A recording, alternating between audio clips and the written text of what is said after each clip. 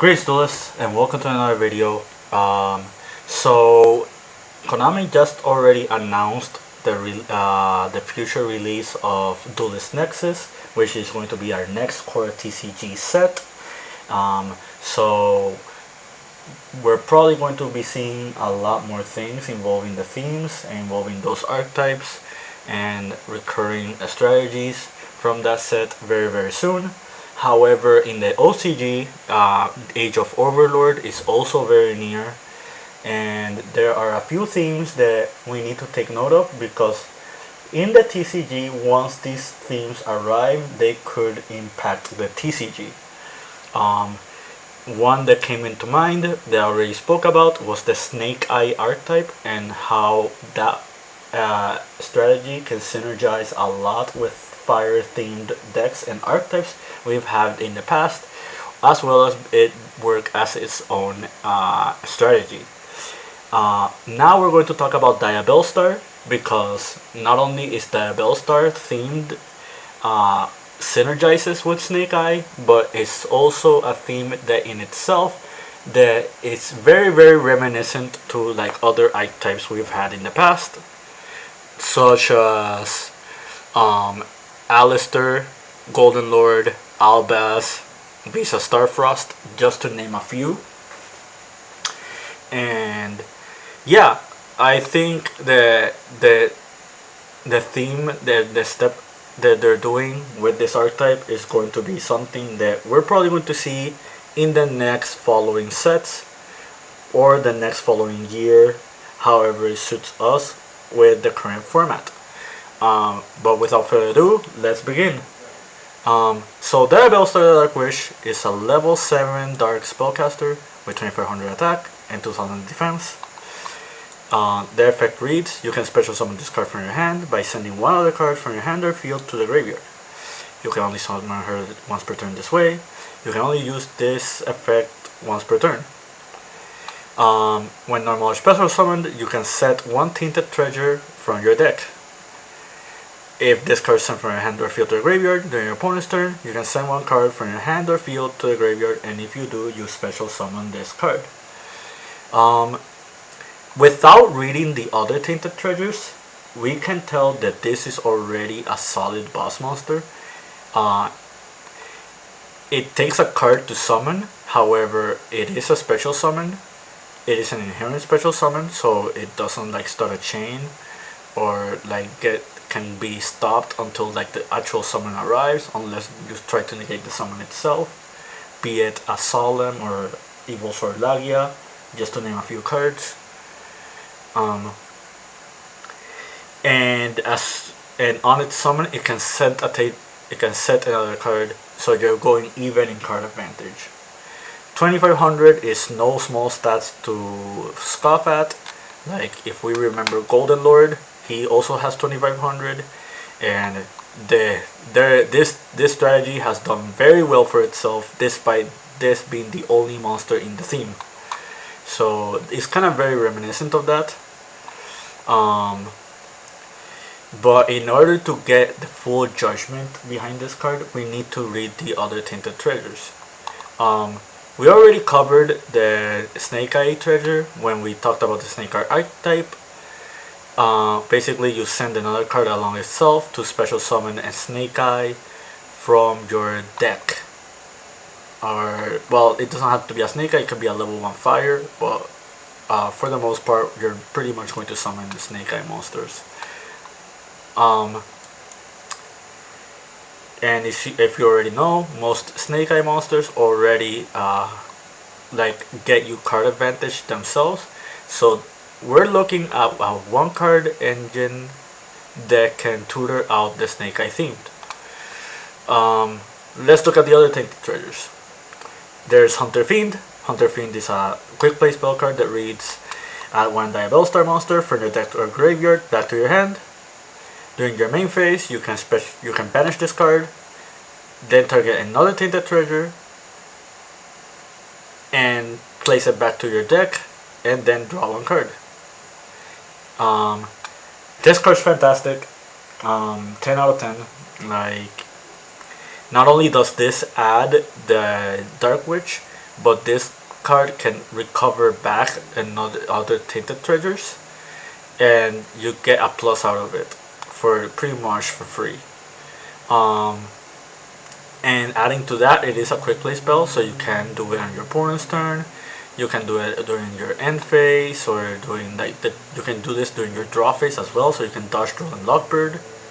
At least the add effect, you can do it on your draw phase, which is very important.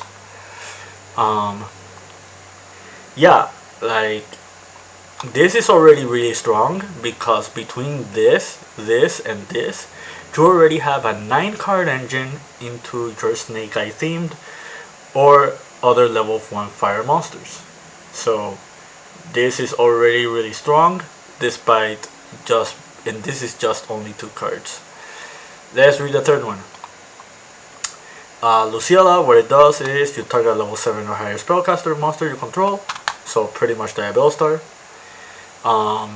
You can apply these following effects.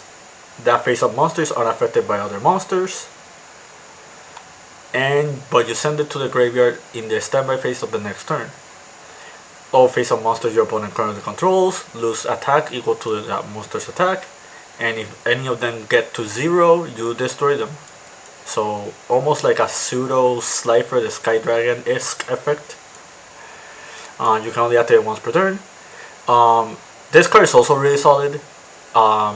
Basically, you're mainly going to play this if you're playing the Dark Witch, but it is a quick play spell, so it is a very reactive card. It can also be a proactive card. So yeah, I think this is really, really strong. And I'm just going to take note, is any level 7 or higher spellcaster. So one example I can give is Dogmatica. That also works with these. If you're playing Branded, the Grand Guignol is also a level 8 spellcaster, so it also works with this card. So there you can also think about Branded synergy in this deck, because you can actually fuse the Dark Witch away for Grand Guignol, and since Cartesia is a quick effect, you can pretty much activate her effect, bring herself back, and that's just another plus out of this. That's all I gathered all of that by just reading these few cards. Let's read the last one. Tainted Treasure Betrayal. You send one Diabellestar monster from your hand or face-up field to the graveyard, then target one face-up card on the field, negate its effects. When your opponent activates a card effect in response to activation of your Tainted Treasures or your Diabellestar, you can banish this card and negate that. Not many people like this card, and I can understand why. Basically, you're going minus in order to negate a card, but it is an Omni Negate and it is searchable.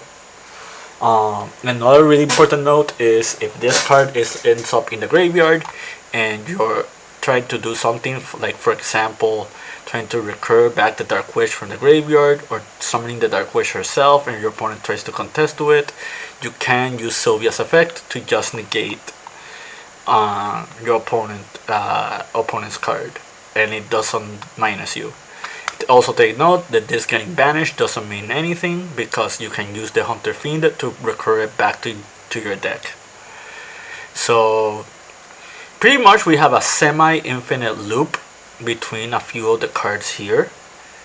And if you remember, the Snake Eye themed has a few cards that can recur back themselves as well.